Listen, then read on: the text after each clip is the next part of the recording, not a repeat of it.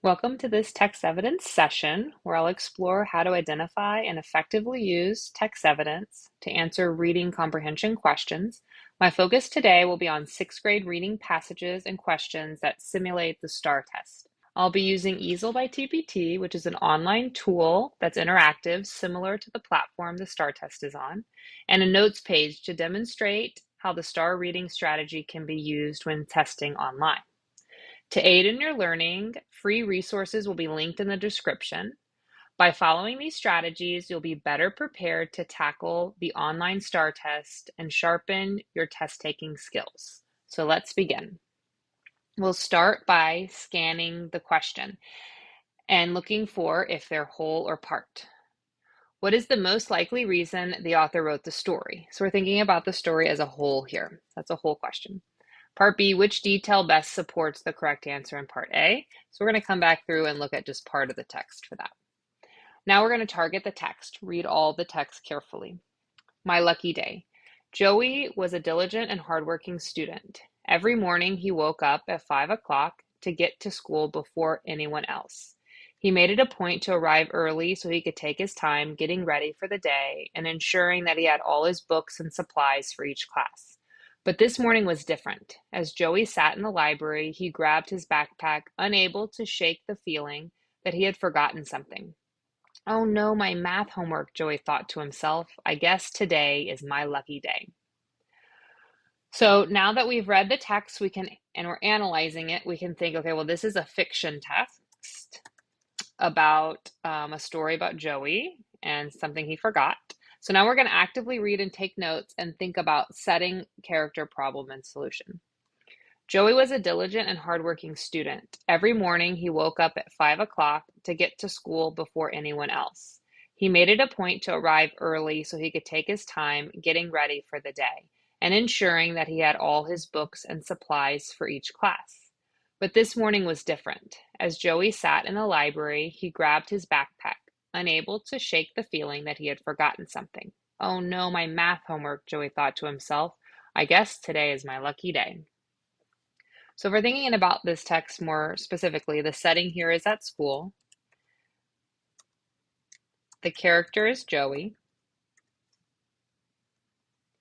And his problem is that thinks he's forgotten something. And in this case, there is no solution. It ends when he has realized his problem. So now that we've thought a little bit more deeply about the text, we can respond to the question. I'd like for you to go ahead and pause the video here and answer both part A and B, and then press play so you can see how you did. Part A, and I'm going to highlight here so that I can use a tool like that's available on the STAAR test to find text evidence.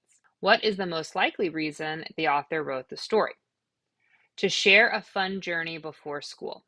Well, this is the morning and it's before school, but there's nothing about a fun journey. So we're going to cross that off. To show how to prepare for the school day. Well, Joey talks about how he prepares, but it's not really teaching us how to prepare for the school day. All right, now let's look at C, to teach a lesson that everyone has bad days. Well, here Joey does have a bad day. Oh no, he forgot his math homework. And he is pretty diligent and hardworking. And he does this specifically to ensure that he has all his supplies, but then he forgets something. So that's possible that we could be learning that even though this super hardworking, organized student forgets things. So that's a possible answer. All right, let's move on to D. To describe how to overcome bad days. Well, Joey ends up having this bad day, but it doesn't go any further to explain how to overcome it, so that's not correct.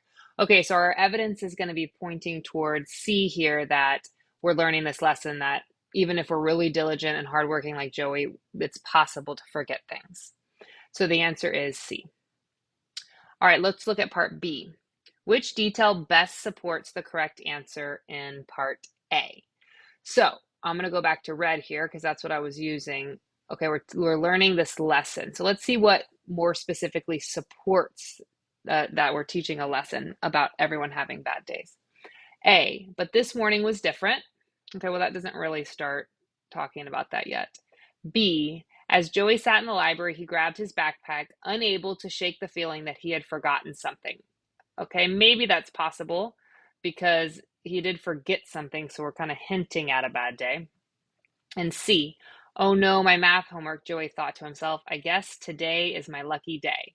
Well, here we know that, okay, he's forgotten about his math homework, which is specifically something we highlighted right here. So that really ties back into our answer choice support for C.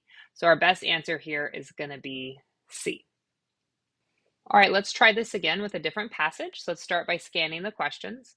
Which detail from the article best helps the reader understand the meaning of specialized? So anything that's like vocabulary is going to be a part question. Based on the article, what can the reader infer? Well, most of the time inference is going to be whole. So we're going to actually answer that question first and then come back to the part question. Now let's target the text. Researchers at Georgia Tech have been studying the movement of bees in high-speed footage. They discovered that each hair on a bee has a specific purpose.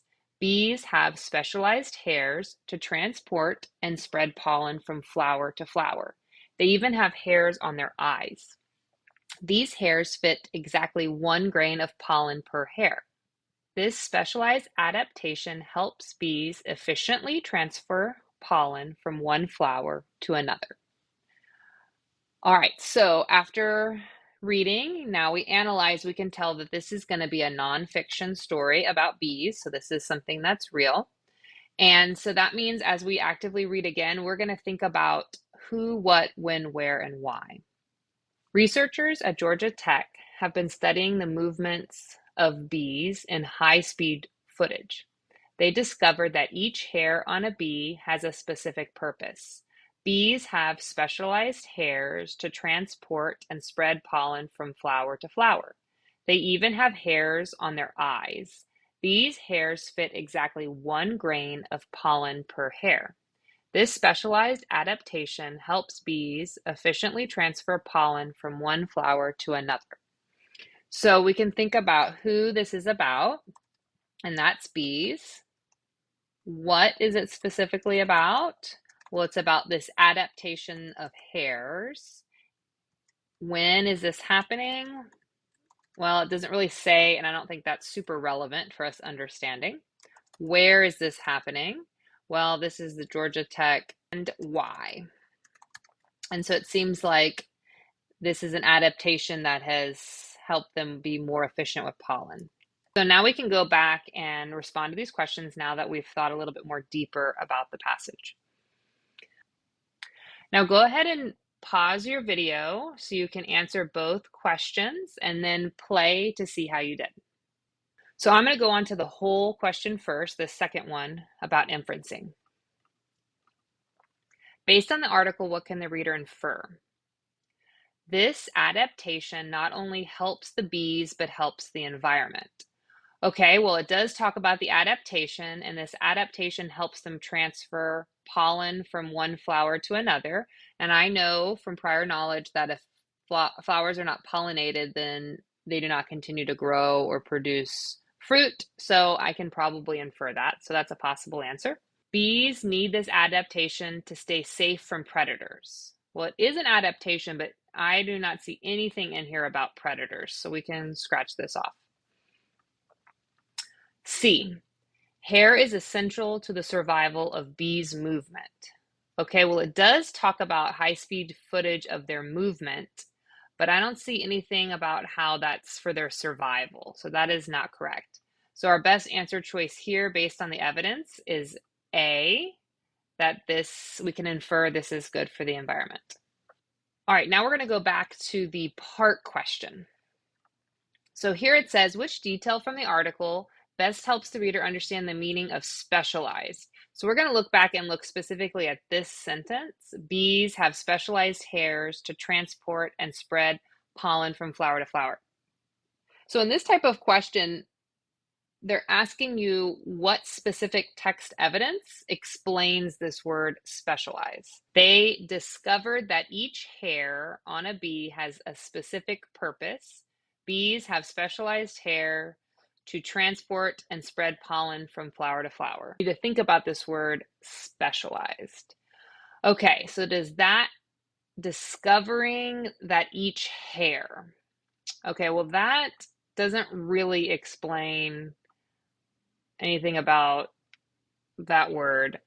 A specific purpose. Okay, that sounds pretty good because to specialize on something is to kind of like target in or zone in on a more specific thing. So a specific purpose sounds pretty good. To transport.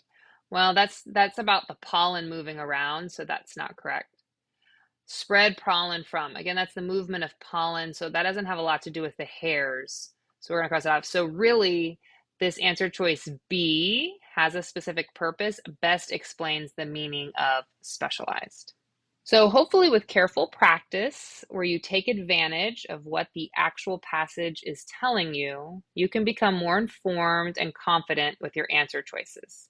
With this video guide and the helpful links in the description, you have a great starting point to help familiarize yourself with finding and using text evidence. All that's left is for you to start applying your skills today.